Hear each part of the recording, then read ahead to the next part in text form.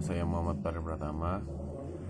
Saya dari Prodi Akuntansi dengan NPM 2034 035 16034. Saya mendapat tugas ini dari mata kuliah PKN dengan menjelaskan tentang narkoba. Seperti yang kita ketahui, narkoba saat ini sedang merajalela. Maraknya narkoba baik di kalangan yang tua maupun remaja. Tapi apa sih pengertian dari narkoba? Narkoba adalah singkatan narkotika, psikotropika, dan obat terlarang. Selain narkoba, istilah lain yang diperkenalkan khususnya oleh Kementerian Kesehatan Republik Indonesia adalah nafza. Apa itu nafza? Nafza adalah narkotika, psikotropika, dan zat adiktif. Semua istilah lain baik narkoba ataupun nafza mengacu pada kelompok senyawa yang umumnya memiliki risiko kecanduan bagi penggunanya. Menurut pakar kesehatan, narkoba sebenarnya adalah senyawa-senyawa psikotropika yang biasa dipakai untuk membius pasien saat hendak dioperasi atau obat-obatan untuk penyakit. Tapi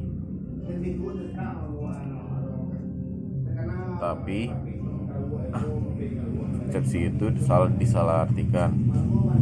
Narkoba rata-rata dipakai oleh orang-orang dengan dosis yang berlebihan untuk kesenangan dan ketenangan mereka.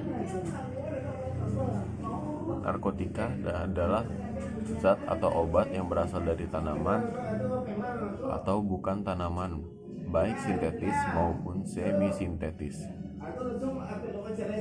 yang dapat menyebabkan penurunan atau perubahan kesadaran, hilangnya rasa nyeri, dan dapat menimbulkan ketergantungan. Atau istilah lain yang sekarang dikenal adalah sakau. Pengguna narkoba yang sudah candu berat mungkin akan mengalami sakau.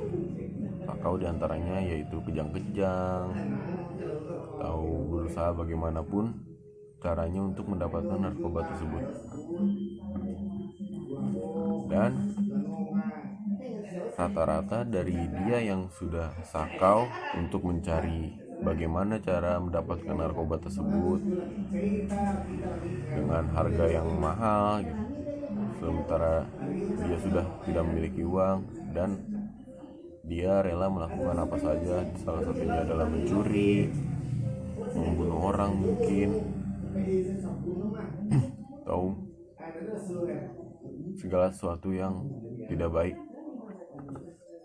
Itu adalah sisi negatif dari narkoba. Bukan hanya itu sih, banyak sisi negatif dari narkoba. Oh iya, narkotika digolongkan menjadi 3 golongan sebagaimana tertuang dalam satu lampiran undang-undang tersebut. Yang termasuk jenis narkotika adalah tanaman papaver, opium mentah, opium masak, candu jicinggo, opium obat morfina, kokaina, ekgonina, tanaman ganja dan damar ganja, garam-garam dan turun-turunan dari morfina dan kokaina, serta campur-campuran sediaan yang mengandung bahan tersebut di atas. Psikotropika adalah zat atau obat baik alamiah maupun sintetis, bukan narkotika, yang berkhasiat psikoaktif melalui pengaruh selektif pada susunan saraf pusat yang menyebabkan perubahan pada aktivitas mental dan perilaku. Oh iya, dalam Undang-Undang Nomor 5 tahun 1997 terdapat 4 golongan psikotropika menurut undang-undang tersebut. Tetapi setelah diundangkannya UU Nomor 35 tahun 2009 tentang narkotika, maka psikotropika golongan 1 dan 2 dimasukkan ke dalam narkotika. Dengan demikian, saat ini apabila bicara masalah psikotropika hanya menyangkut psikotropika golongan 3 dan 4 sesuai Undang-Undang Nomor 5 tahun 1997. Zat yang termasuk psikotropika antara lain sedatin, rohypnol, megadon, valium, mandrax, amfetamin, fesiklidin, metaqualon, fenobarbital, ekstasi, sabu-sabu, LSD, dan sebagainya. Bahan adiktif yang berbahaya lainnya adalah bahan-bahan alamiah, semi-sintetis maupun sintetis yang dapat dipakai sebagai pengganti morfina atau kokaina yang dapat mengganggu sistem saraf pusat, seperti alkohol yang mengandung etil, etanol, inhalan atau sniffing, bahan pelarut berupa zat organik karbon yang menghasilkan efek yang sama dengan yang dihasilkan minuman yang beralkohol atau obat anestetik jika aromanya dihisap. Contoh, lem perekat, aseton, ether, dan sebagainya.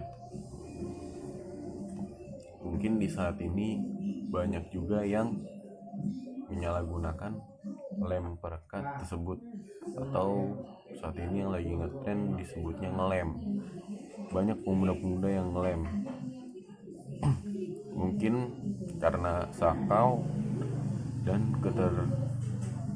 ketergantungan, dan mereka tidak punya uang untuk mendapatkan narkoba tersebut yang harganya mahal. Salah satu alternatifnya mereka menggunakan lem untuk menghilangkan kesadaran mereka dan ketenangan mereka. Tapi justru ini sangat berbahaya untuk saraf-saraf. Mungkin jika kebanyakan atau kelamaan akan gila. Tapi hingga saat ini masalah narkoba sudah sangat serius. Hingga kini penyebaran penyalahgunaan narkoba sudah hampir tak bisa dicegah. Mengingat hampir seluruh penduduk dunia dapat dengan mudah mendapat narkoba dari oknum-oknum yang tidak bertanggung jawab atau bandar-bandar yang hanya memikirkan uang dan kekayaan untuk mereka, tidak memikirkan sebaliknya. Tentu saja hal ini bisa membuat masyarakat, organisasi, dan pemerintah khawatir. Upaya pemberantasan narkoba pun sudah sering dilakukan, tetapi masih sedikit kemungkinan untuk menghindari narkoba dari kalangan remaja maupun dewasa. Bahkan anak-anak usia SD, SMP pun banyak yang terjerumus ke dalam penyalahgunaan narkoba tersebut. Memang masalah narkoba tersebut sudah sangat serius. Walaupun sudah banyak upaya-upaya untuk memberantas narkoba, salah satunya adalah tes urin, polisi mencari di mana penjual, bandar, pemakai, dan lain-lain. Tapi tetap saja masih banyak yang memakai barang-barang haram tersebut.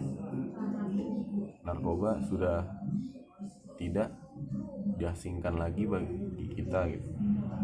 Sudah banyak sekali yang memakai barang haram tersebut. Polisi pun sudah agak kewalahan bagaimana caranya untuk memberantas barang haram tersebut. Apapun upaya sudah dilakukan, tapi tetap saja bandar dan pemakainya masih berkeliaran di mana-mana. Upaya paling efektif untuk menghindari penyalahgunaan narkoba pada anak-anak yaitu adalah dengan cara pendidikan orang tua serta pengawasan orang tua agar selalu terhindar dari penyalahgunaan narkoba. Oh iya, narkoba berdasarkan efek-efeknya dibedakan menjadi beberapa kelompok. Yang pertama, efek halusinogen, yaitu efek dari narkoba yang bisa mengakibatkan seseorang menjadi berhalusinasi dengan melihat suatu hal atau benda yang tidak nyata atau yang sebenarnya tidak ada. Halusinogen akan timbul bila dikonsumsi dalam dosis yang banyak, contohnya kokain atau LSD. Depresi, yaitu efek dari narkoba yang bisa menekan sistem saraf pusat atau mengurangi aktivitas fungsional tubuh, sehingga pemakai akan merasa tenang, bahkan tertidur tidak sadarkan diri. Contohnya adalah putau. Adiktif, yaitu efek dari narkoba yang bisa menimbulkan kecanduan. Seseorang yang sudah mengkonsumsi narkoba biasanya akan ingin lagi dan ingin lagi karena zat tertentu. Narkoba mengakibatkan seseorang cenderung bersifat pasif. Secara tidak langsung, narkoba mencetuskan saraf-saraf dalam otak. Contohnya adalah ganja, heroin, dan putau.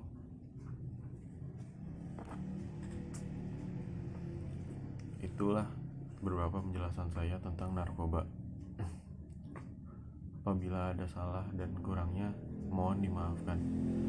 Sekian dari saya, Muhammad Pada Pratama, dengan NPM 20340351634. Dengan ini saya mengucapkan terima kasih. Narkoba, no prestasi, yes.